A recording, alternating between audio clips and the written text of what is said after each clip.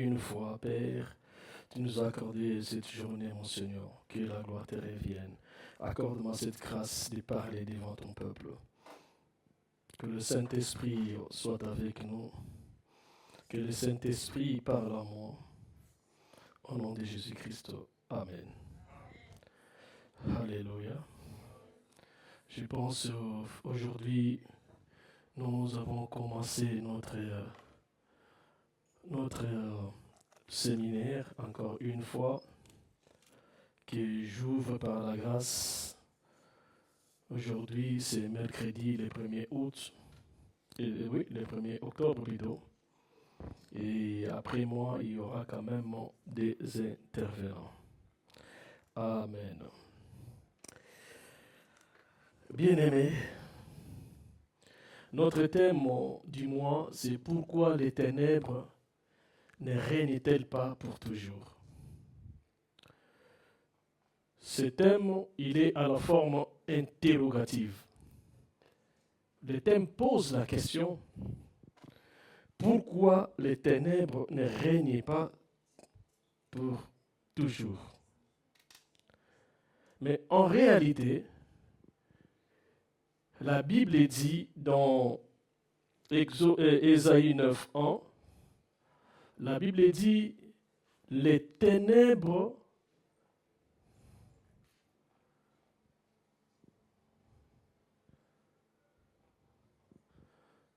est-ce qu'on a le même verset avec toi, 9:1? Parce que parfois ça va dans 8, Ésaïe 8, donc c'est compliqué ces versets parfois. Alors moi je vais jeter quand même un coup d'œil chez moi.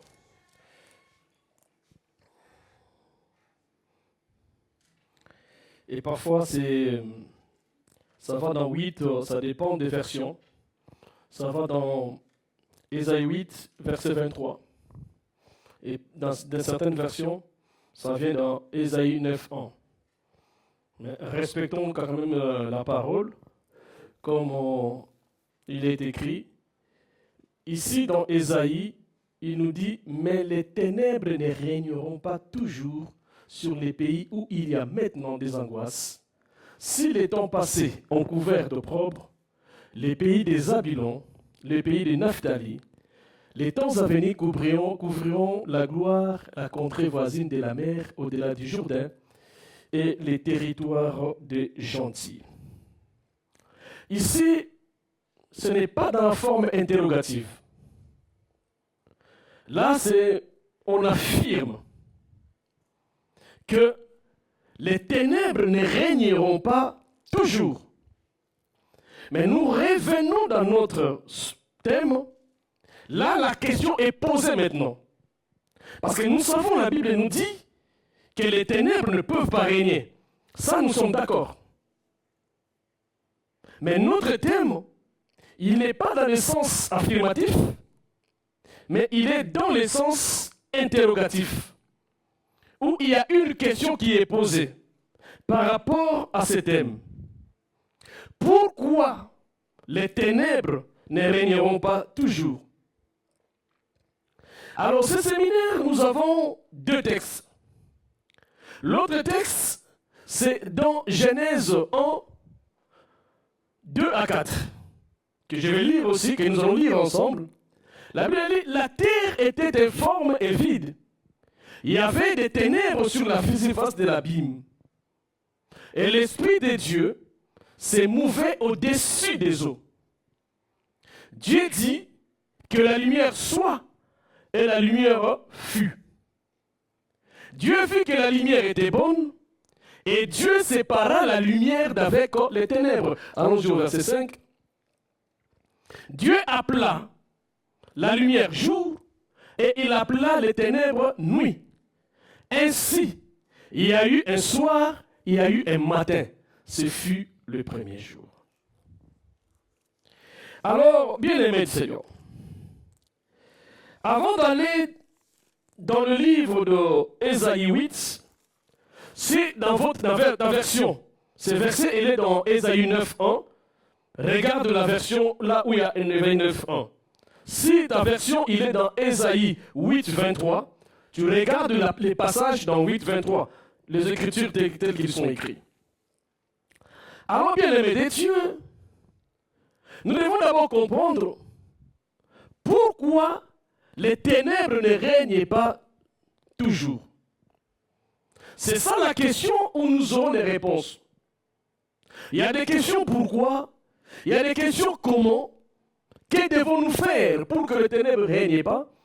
Il y a tant de questions qu'on peut se poser tout au long de ces séminaires. Remets-moi Genèse. Bien aimé du Seigneur. Il y a une chose que Dieu dit, que la Bible dit. La terre était informe et vide. Parce que le problème des ténèbres, pour la première fois, on l'a parlé ici dans le livre de Genèse. C'était la première fois qu'on a parlé des noms des ténèbres. Alors, bien aimé du Seigneur, je ne peux pas aller à Ésaïe si je ne parlais pas des ténèbres où a été cité pour la première fois. D'abord, les ténèbres, c'est quoi? Alléluia. Les ténèbres, c'est l'obscurité profonde, c'est un sinistre. Les ténèbres provoquent la peur. Mais dans le christianisme, les ténèbres symbolisent le monde sans Dieu. Nous, étant que chrétiens, quand on parle de ténèbres, donc dans ta vie, il n'y a pas Dieu. Dans ce que tu fais, il n'y a pas Dieu. Ou les ténèbres, ce n'est que l'absence de lumière. Si nous éteignons la lumière, ou les lumières ici, nous allons remarquer la présence des ténèbres. Alléluia. Alors, bien aimé du Seigneur, c'est pour cela que la Bible dit, dans ce monde sans Dieu ou les ténèbres, dans le livre de Jean 8 au verset 12, la Bible dit ceci, Jésus leur parla de nouveau et dit, je suis la lumière du monde. Alléluia. Celui qui me suit ne marchera pas dans les ténèbres, mais il aura la lumière de la vie. Donc, les ténèbres, pourquoi ça ne peut pas régner dans ta vie, dans ma vie, dans nos vies, dans nos églises, ou dans tout ce que nous faisons, si Jésus-Christ n'est pas le maître ou au centre? C'est-à-dire que nous devons comprendre que celui qui me suit, dit Jésus, ne marchera pas dans les ténèbres. Mais il aura la lumière de la vie. Alléluia. La personne aura la lumière de la vie. C'est pour cela Dieu, au commencement du monde, avant que Ésaïe parle, selon sa prophétie, parle des ténèbres qui ne peuvent pas régner pour toujours. La Bible dit, dans le livre de Genèse, il n'y avait pas la lumière quand Dieu avait créé ce monde. Il n'y avait rien comme lumière dans le livre de Genèse. Il n'y avait pas rien comme lumière. Et Dieu avait besoin de lumière. Parce que la Bible dit, la terre était informe et vide, et il y avait les ténèbres sur la surface de la terre, de la Bible plutôt. Et l'Esprit de Dieu s'est mouvé au-dessus d'eau. Donc c'est-à-dire, bien-aimé Seigneur, l'Esprit de Dieu n'était pas dans le monde, mais l'Esprit de Dieu était sur les eaux. Mais les ténèbres, en dessous des ténèbres, il y avait plus que les ténèbres. C'est ce qu'on appelle l'abîme. Alléluia. L'abîme, c'est un trou profond qui n'a pas d'effet, mais qui est noir. C'est un malheur au-delà des mots malheur de la vie d'un homme. Parce qu'on dit la lumière, étant que chrétien, c'est le mal ou l'absence de Dieu. Alors, Dieu cherchait toujours à mettre la lumière. Dieu ne pourrait jamais créer l'homme s'il n'y a pas la lumière. Alléluia. Et Dieu, il a préparé l'homme en fait que l'homme vive le bonheur. Avant toute chose, comme il y avait les ténèbres, et l'Esprit de Dieu était dans les eaux. Mais le monde d'après Dieu, ça doit prendre la forme et il doit être rempli. Mais il ne pourrait pas être rempli s'il n'envoie pas la lumière. Raison pour laquelle Dieu dit au premier jour, au verset 3, la Bible dit, Dieu dit que la lumière soit. Pendant que Dieu disait que la lumière soit, il n'y avait ni arbre, ni animal, ni oiseau, ni l'homme. Mais Dieu a préféré d'abord de mettre la lumière. Quand nous allons voir, bien-aimés Seigneur, pour avoir la vie de la grâce ne pourrait pas intervenir avant s'il n'envoie pas Jésus qui est la lumière du monde. Donc avant toute chose, Dieu fait d'abord d'envoyer la lumière. La lumière est très importante. C'est pour ça que Jésus a dit, celui qui me suit aura la lumière de vie. Avant que Dieu envoie la lumière et crée l'homme, Dieu a créé la lumière pour que l'homme vive éternellement. Nous avons parlé ici sur la sémence du serpent. Comment l'homme a fui lui-même la lumière. Alors, Dieu créa la lumière. Mais, je ne sais pas s'il l'a créée. Il a appelé à l'existence la lumière qui n'existait pas. Et quand la lumière apparaît, les ténèbres disparaissent. Si les ténèbres ne peuvent pas régner tout le temps, c'est-à-dire c'est à cause de l'homme. Mais ce n'est pas n'importe quel homme. Je vous dirai, d'abord, j'ai donné l'essence. Celui qui me suit aura la lumière du monde. Si tu n'as pas Jésus, tu n'auras pas la lumière du monde. Ou plutôt, la lumière des vies. Alléluia.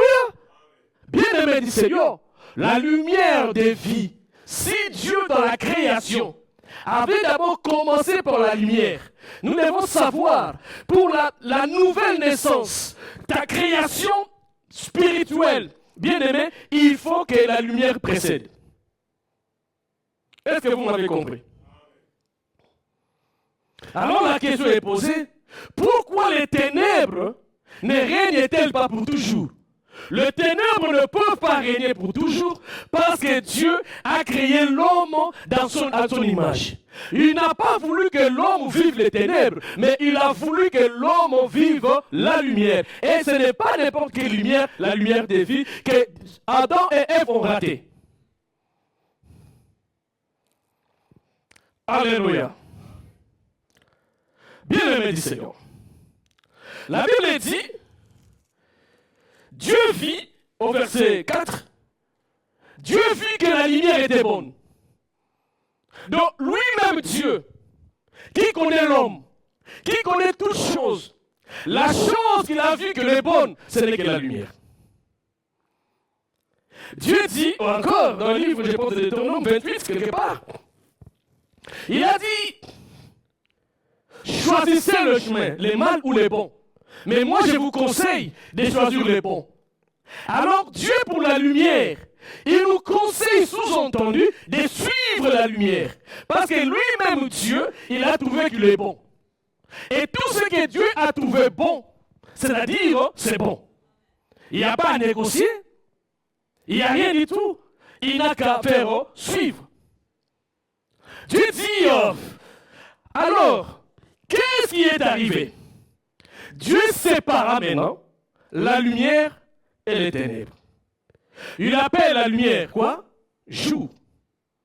Et le ténèbre le soir. Alléluia. Dans le livre de 2 Corinthiens 6, au verset 14, la Bible dit ceci. Ne vous mettez pas avec les infidèles sous le même joug étranger. Quel rapport y a-t-il entre la justice et l'iniquité? Ou qu'y a-t-il de commun? C'est là où je suis. Ou qu'y a-t-il de commun entre la lumière et les ténèbres?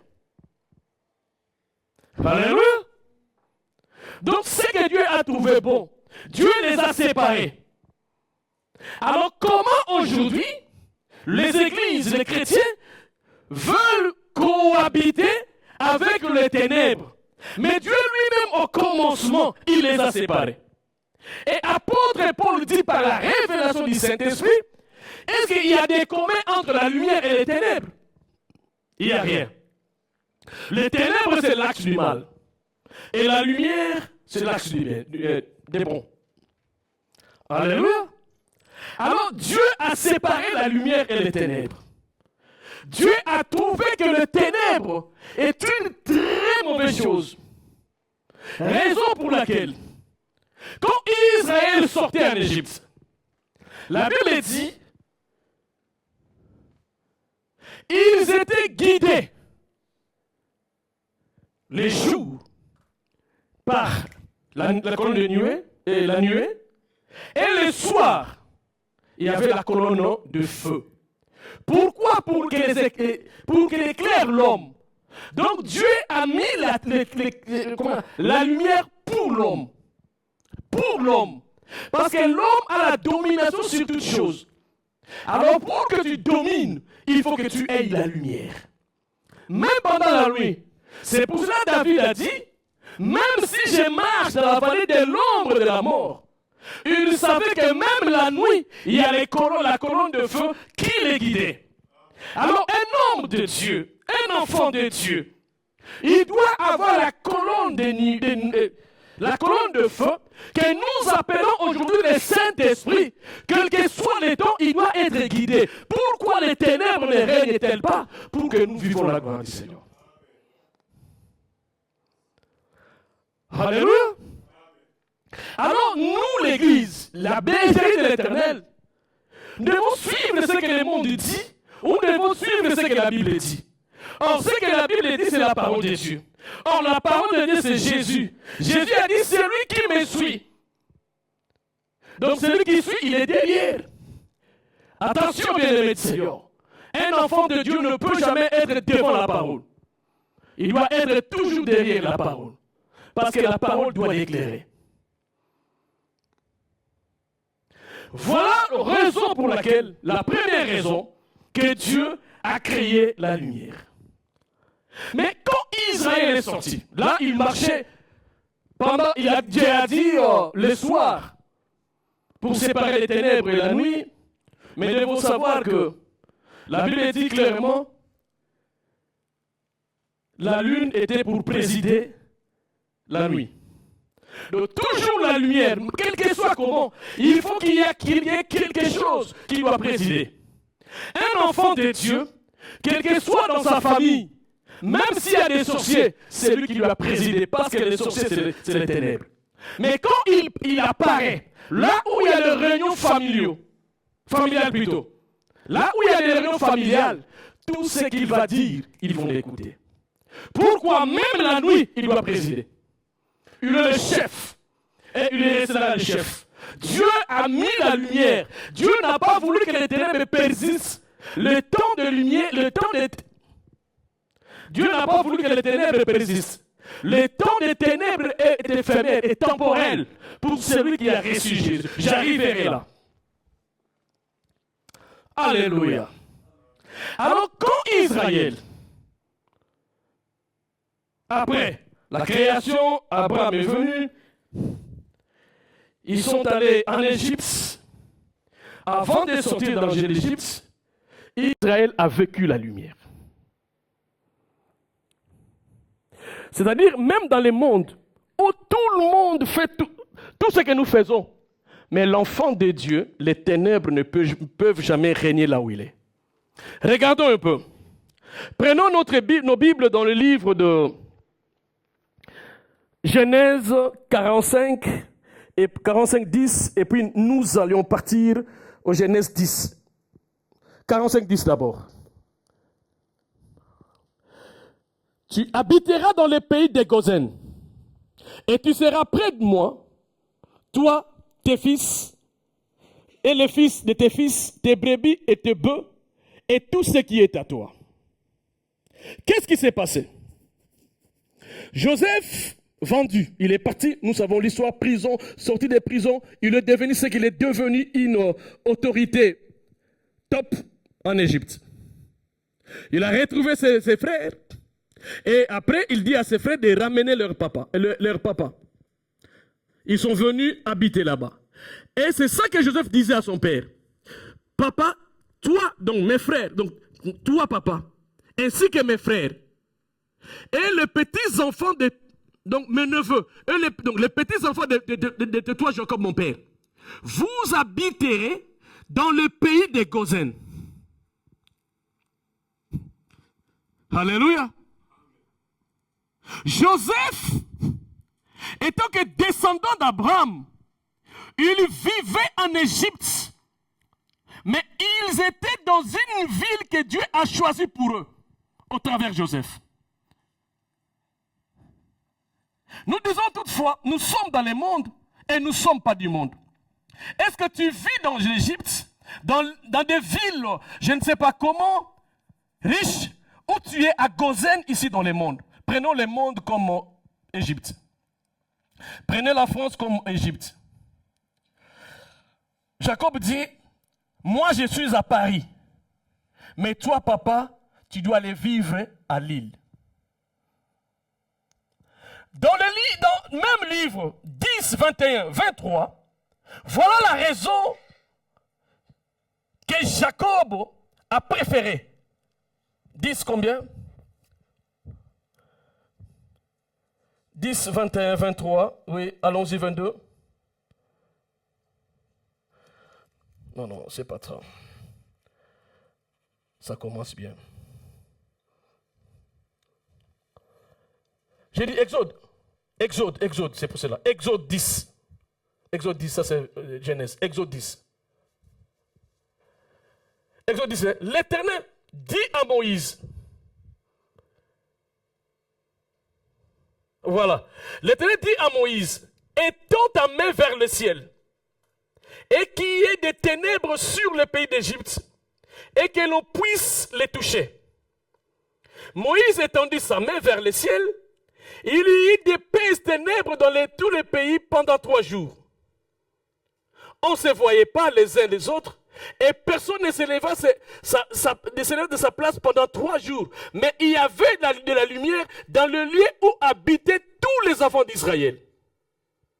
Alléluia. Alors je vous pose d'abord la question. Où habitaient les enfants d'Israël? Si vous me suivez. Où je prêche en vain? Ok. Seulement une personne qui a compris ou quoi? Le peuple d'Israël, 45, dans le livre de... Remets-moi d'abord 45, 10. On va aller tout de moi. Jacob dit à son père, tu habiteras dans le pays des Gozen, c'est une région d'Égypte. Tu seras près de moi, pas loin de moi. Mais dans le... J'ai donné l'exemple Paris et Lille. Je ne connais pas la distance, mais Lille n'est pas loin de nous. C'est une province. Je ne sais pas si la capitale à l'époque c'était Caire, je ne sais même pas. Mais il était dans la capitale administrative ou politico-administrative. Parce qu'il y avait le roi et tout ça. Alors la Bible dit, tu seras près de moi, toi, tes fils et les fils de tes fils, tes brebis, toute ta richesse, dans toute ta vie, tu ne seras pas loin de moi, mais dans le pays d'Égypte. Alors allons doucement, Exode 9 au verset 2. Exode 9 au verset 2. Allons-y. Si tu refuses de laisser aller et si tu les retiens encore, voici la main de l'Éternel sera sur des troupeaux qui sont dans les champs, les chevaux sur les ânes et les chameaux, le bœuf, les brebis. Il y aura la mortalité très grande. Vas-y. L'Éternel distinguera entre les troupeaux d'Israël et les troupeaux d'Égyptiens. Il ne périra rien de tout qui est aux enfants d'Israël. L'Éternel... Attends, c'est trop long.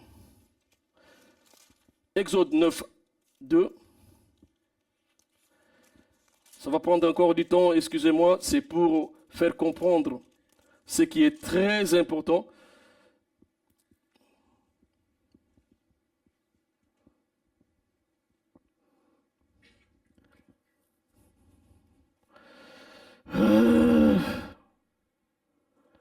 Bon, ce que je peux comprendre, donc dans les pays, enlève ça, dans les pays des Gozen, c'est là où il y avait la séparation.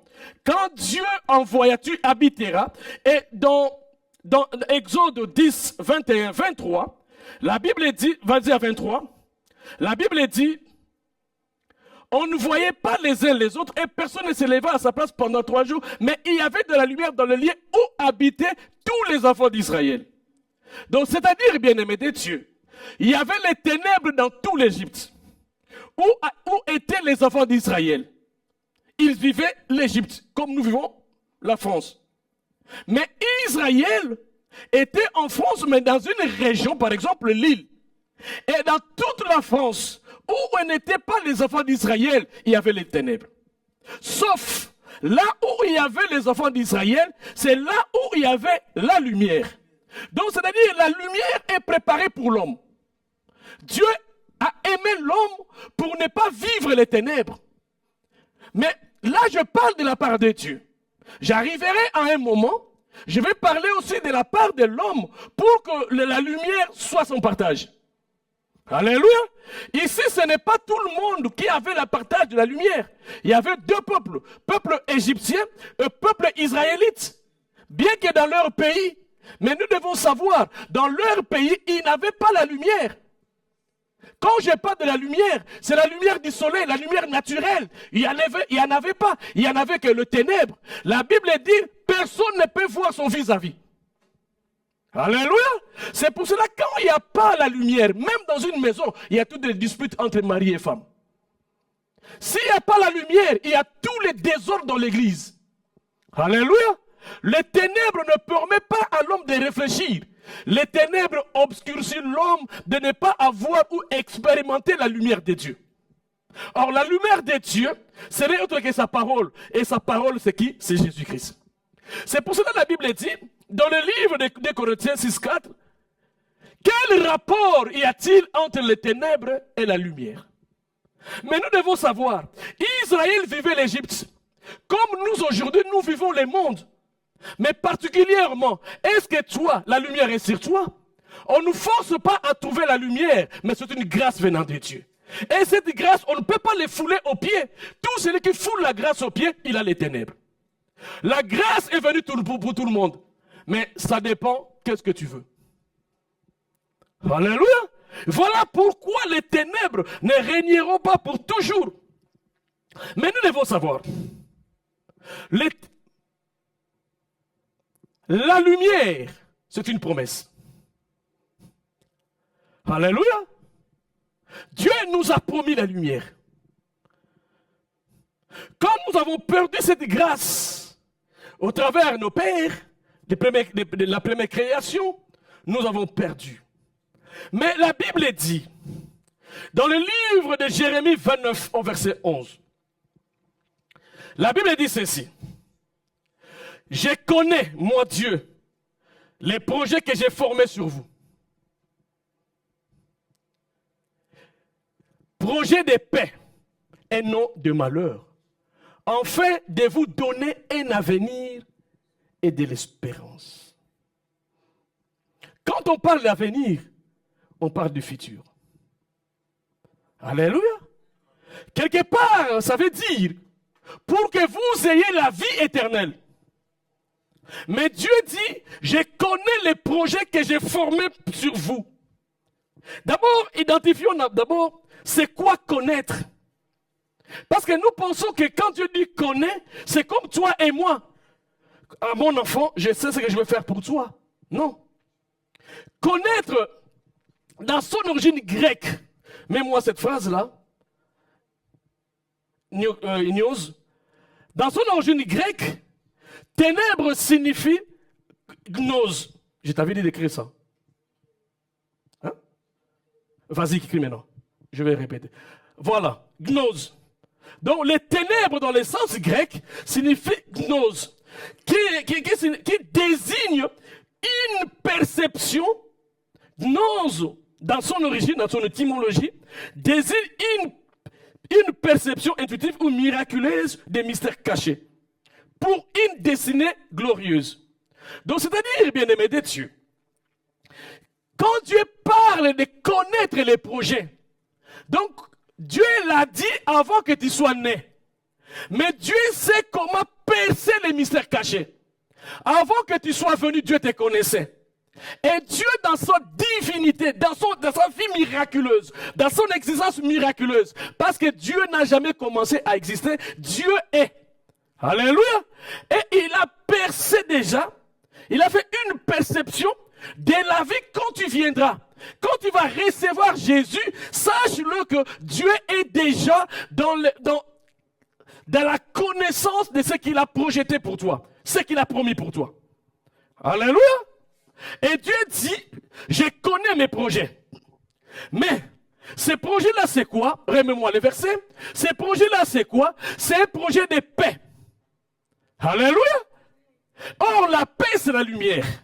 La paix, c'est Jésus. Bien-aimé de Dieu, s'il y a des gens qui sont fidèles à leurs promesses, ce ne sont pas des hommes, c'est Dieu qui est fidèle. Nombre 23, 19 le dit. Nombre 23, 19 le dit. Dieu n'est pas un homme pour mentir. Alléluia. Nombre 23, 19. Dieu n'est point un homme pour mentir, ni un fils de l'homme pour se repentir. Ce qu'il a dit, ne le fera-t-il pas? Ce qu'il a déclaré, ne l'exécutera-t-il pas? Et sachant que, quand Dieu a dit, je connais, il voyait déjà de loin, il ne voit pas comme un homme. Dieu voit comme Dieu. Alléluia. Et il sait que le projet qu'il a formé pour toi, il les connaît. Ce n'est pas un projet de malheur. C'est un projet de paix pour que vous ayez des choses. L'avenir et de l'espérance. C'est des choses qui sont engendrées par la paix. Ça s'appelle la lumière. Alléluia. Et Dieu, dans sa divinité, préparait déjà l'homme pour vivre la lumière. Dieu n'a pas créé l'homme pour les ténèbres. Dieu a créé l'homme pour la lumière. Mais tout dépend de l'homme. Pourquoi les ténèbres ne règnent-elles pas? Ne règnent-elles pas plutôt? Alléluia. Je pense qu'on commence à voir, comment on appelle ça? Un peu d'éclaircissement. C'est pour cela, bien aimé, la Bible dit, je connais les projets. Mais quelque part, elle dit, vous prierez. Au verset, combien là? Bien un peu 12, je pense. Voilà. Vous m'invoquerez et vous partirez. Vous me prierez et je vous exaucerai. Ces choses-là, invoquer pour partir, prier pour être exaucé, cela veut dire que Dieu n'écoute pas la prière de ceux qui vivent dans les ténèbres. Dieu n'écoute pas la prière des pécheurs, mais Dieu écoute la prière de ceux qui sont dans la lumière et ceux qui sont saints. Alléluia. Voilà pourquoi les ténèbres ne peuvent pas régner. Le ténèbre peut régner dans les pays, dans d'autres coins, dans toute l'Égypte, mais à Gozen, là où tu es, il n'y aura jamais de ténèbres. Alléluia. Alors, bien aimé du Seigneur,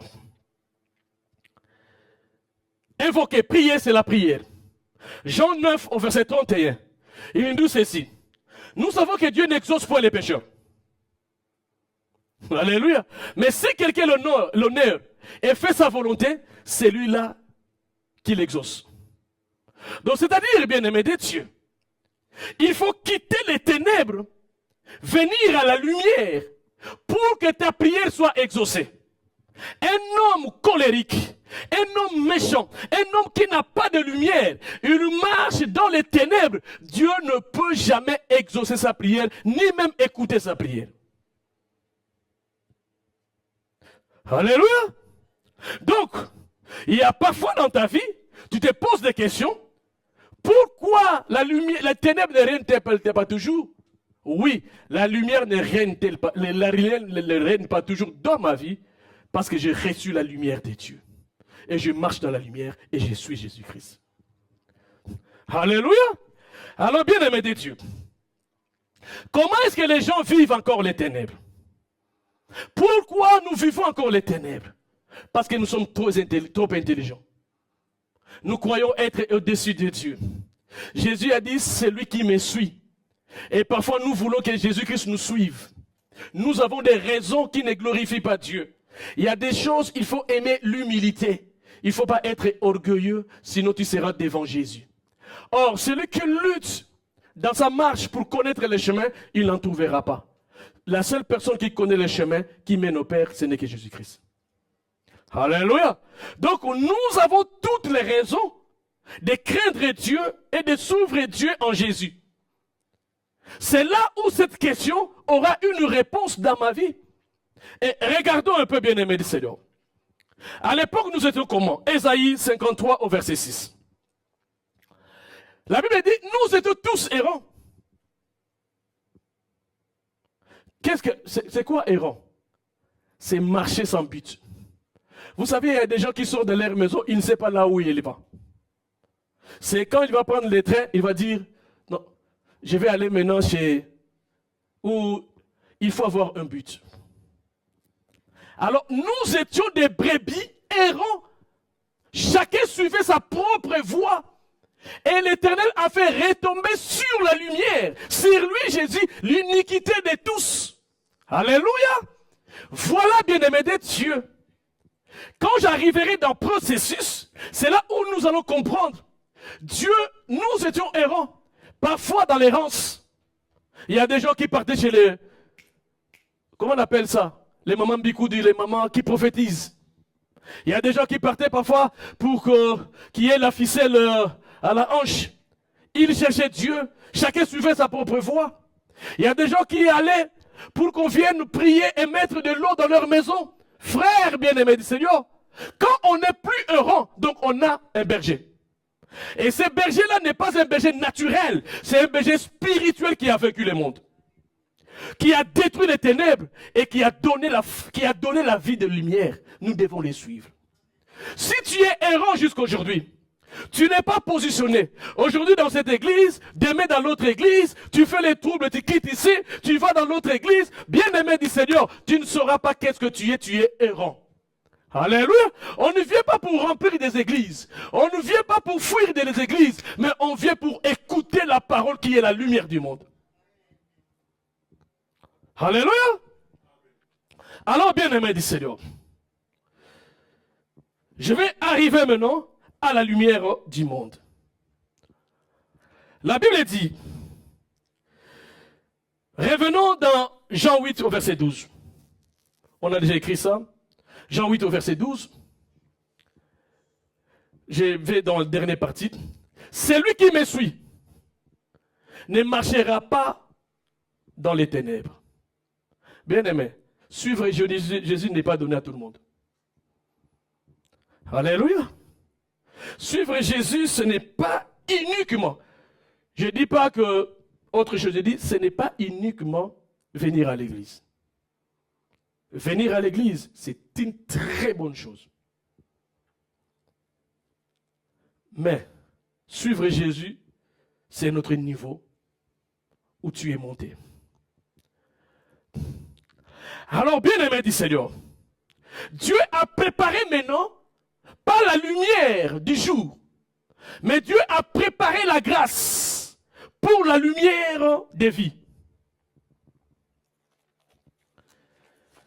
Excusez-moi, c'est un verset que je n'ai pas donné là-bas. Je ne sais pas si je peux les trouver, mais j'en trouverai quand même. Si je n'en trouve pas, je vais faire autrement.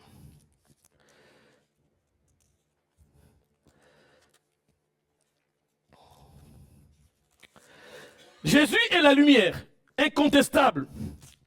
Jésus est la lumière qui est venue pour éclairer les mondes. Jésus est la lumière qui est venue pour éclairer nous les vivants premièrement.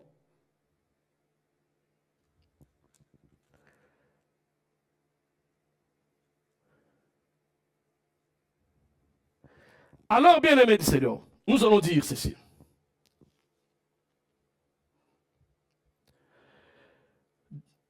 Dieu a préparé la lumière.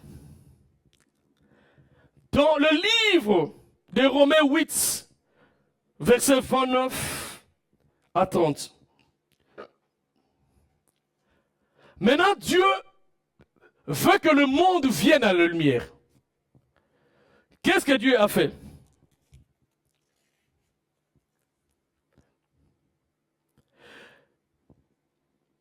Ce qu'il a connu d'avance.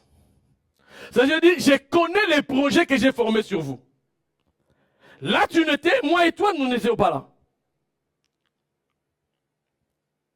Alors Dieu dit, la Bible dit, ceux qu'il a connus d'avance, il les a aussi prédestinés à être semblables à l'image de son fils, afin que son fils fût le premier-né d'entre plusieurs frères.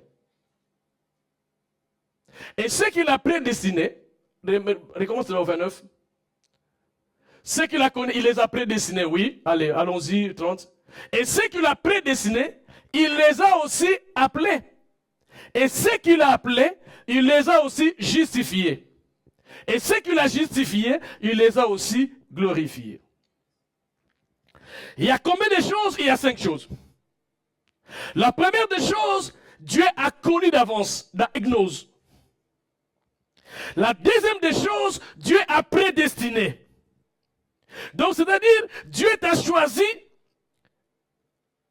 de toute l'éternité, avant que le monde soit créé. Dieu t'a choisi. Il a même dit à Jérémie, avant que tu sois né, je t'ai connu. Avant que tu sois formé, je te connaissais. Donc, Dieu n'a pas de limite de voir et de connaître. Alors, il est dit, la première des choses, c'est connaître. Deuxième des choses, quand Dieu connaît, il t'a prédestiné depuis toute l'éternité. Et dans la prédestination, il y a la grâce et le droit à la vie éternelle. Quand Dieu prédestine quelqu'un, dans la prédestination, il y a des choses qui sont là. La grâce et la vie éternelle. C'est pour cela, dans la prédestination, qu'est-ce que Dieu va faire? Il va t'appeler. Alléluia.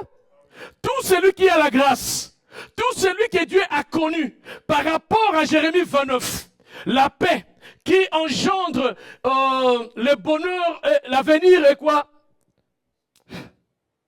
Est-ce que vous me suivez? Moi, j'ai l'avenir et l'espérance. Alléluia. Donc, dans ces deux choses, Dieu te connaissait. Il ne te connaissait pas pour que tu aies beaucoup d'argent. Il te connaissait pour la vie éternelle. Alléluia. Et tu ne peux pas avoir la vie éternelle si dans la prédestination, Dieu ne t'appelle pas. Or, dans la prédestination, il y a la grâce. Mais la grâce est trompeuse. Il y a beaucoup ont des grâces, mais ils foulent la grâce au pied. La prédestination de Dieu, oui, ça vient de lui, mais ça dépend aussi de la part de l'homme. Il y a des hommes qui ont des grâces, mais ils jouent avec la grâce. Alléluia. Aujourd'hui, il est là. Demain, il est contre l'évangile. Des problèmes arrivent, il y tombe. Donc, tant de problèmes. Mais celui qui est la prédestination, qui a reçu la grâce, la première des choses, il faut mettre la barre plus loin dans la vie chrétienne. Il ne faut pas être un chrétien superficiel, qu'on fait tomber facilement. Alléluia. Et quand on fait tomber, il se fâche pour rester. D'ailleurs, il y a des gens qui disent, d'ailleurs, je ne viendrai plus dans vos églises. Quel est ton niveau du christianisme? Tu te fâches pour dire, je ne viendrai plus dans vos églises. Et tu changes d'avis directement. Tu joues avec la grâce, tu vas les regretter. La lumière va fuir. Et nous allons les voir, bien-aimés du Seigneur. Dieu, qu'est-ce qu'il a dit? Après l'appel, il y a la justification. Quand nous regardons dans les livres de Colossiens 1, 12, 14, Colossiens 1, 12, 14, la Bible dit, rendez grâce au Père, qui vous a rendu capable. Alléluia. Donc, est-ce que vous comprenez ce que j'ai dit? Ou peut-être moi, je ne me fais pas comprendre.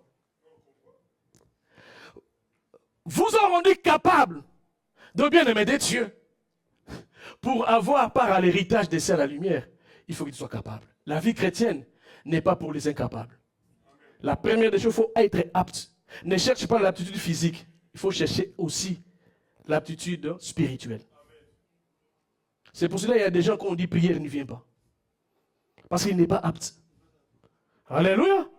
Il nous a rendu capables d'avoir part à l'héritage des cieux dans la lumière. Bien-aimé de Dieu, la lumière n'est pas donnée à n'importe qui.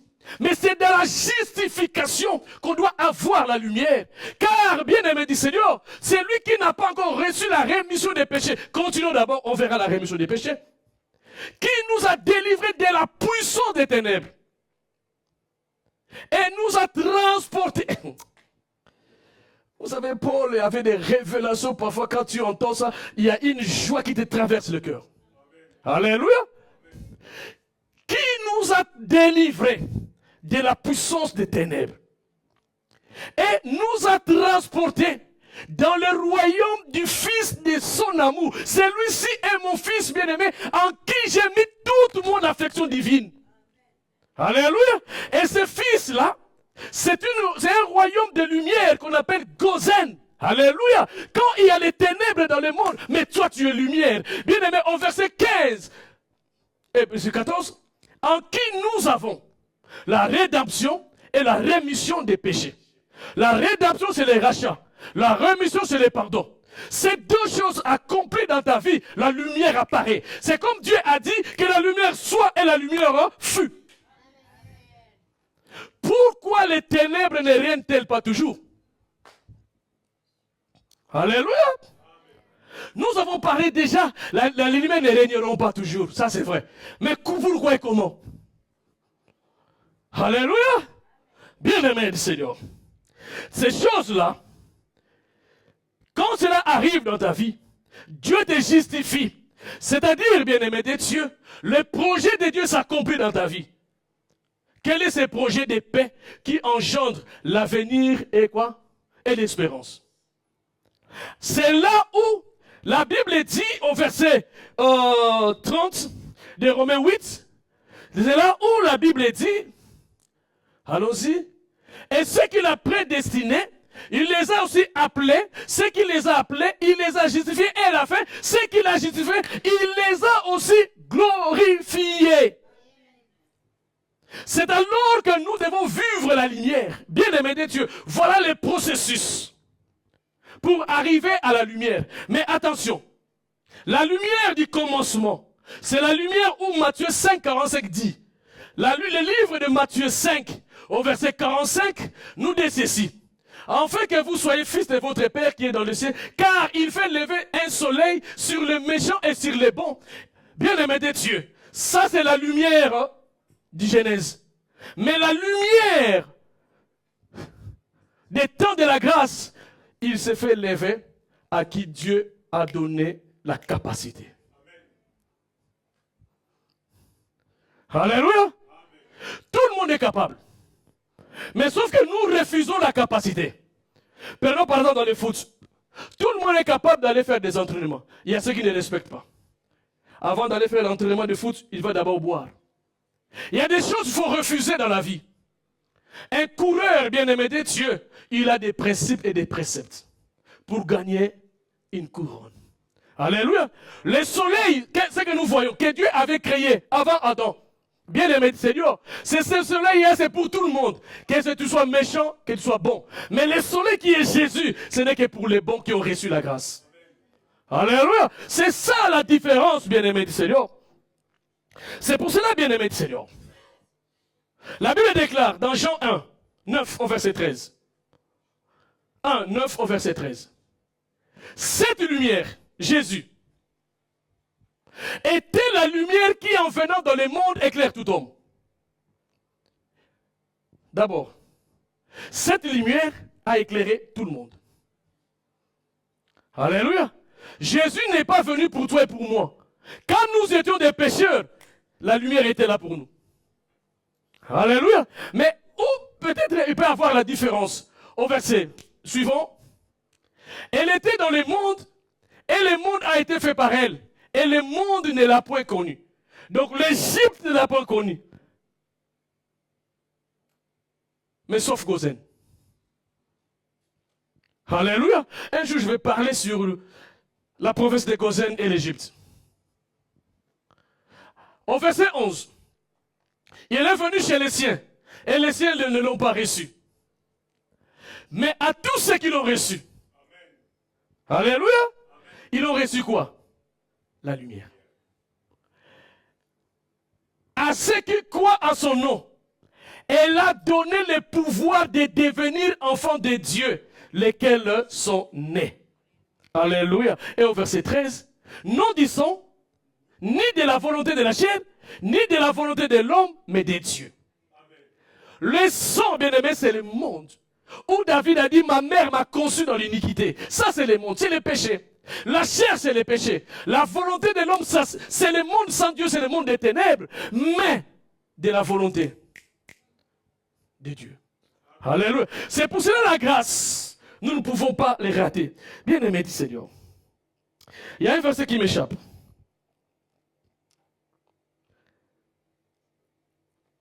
Je pense, mais un peu...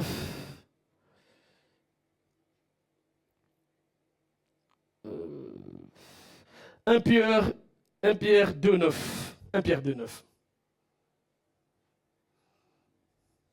Vous, au contraire, vous êtes Israël.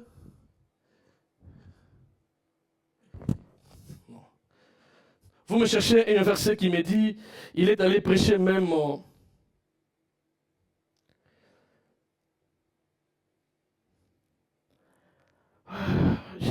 je l'avais, ça m'a échappé. Parfois, quand je suis devant, il y a trop de versets qui viennent et ça me bouleverse la vie.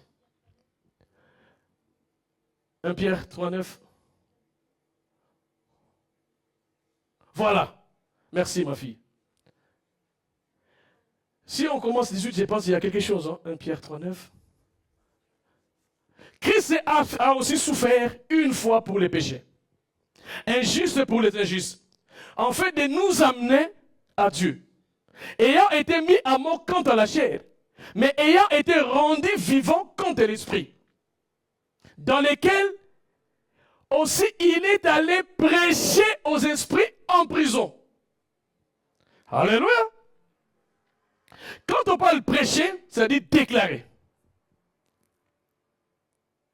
Ici, la Bible parle de ceux qui étaient dans la prison. Il parle souvent des temps de Noé. Ceux qui étaient morts ou les Juifs qui étaient morts avant Jésus. Mais je ne suis pas là. Mais je vais vous dire quelque chose. Quand tu reçois Jésus, Jésus, de la crucifixion à la mort, jusqu'à son ensevelissement, c'était une puissance de lumière. Raison pour laquelle la Bible dit, à son retour, ce sont les morts premièrement en Christ qui vont être enlevés. Donc dans les sépulcres, il y a la puissance de Jésus par laquelle, par sa chair, il est allé éclairer même ceux qui sont morts. C'est pour cela la raison pour laquelle ce ne sont pas les vivants qui vont partir. Les morts ont la puissance. Les morts en Jésus vont recevoir la puissance de Jésus qui est dans... Comment dirais-je? Qui est dans la fosse. Parce qu'ils vont d'abord sortir. Et ils vont vivre avec les vivants. Bien-aimé de Dieu, si tu n'as pas la lumière, tu vas vivre 1000 ans sur cette terre avec beaucoup de galères. Parce que la lumière ne sera plus là. Alléluia. Alors, regarde un peu la raison. Les ténèbres ne peuvent pas régner dans ta vie. La plus grande raison en un mot, recevoir Jésus-Christ comme Seigneur et Sauveur. Que les saints disent Amen. Est-ce qu'on peut acclamer l'Éternel? Bien-aimé du Seigneur, je veux que vous vous réveillez. Ne dormez plus dans vos sommeils spirituels, mais réveillez-vous. Et nous allons prier.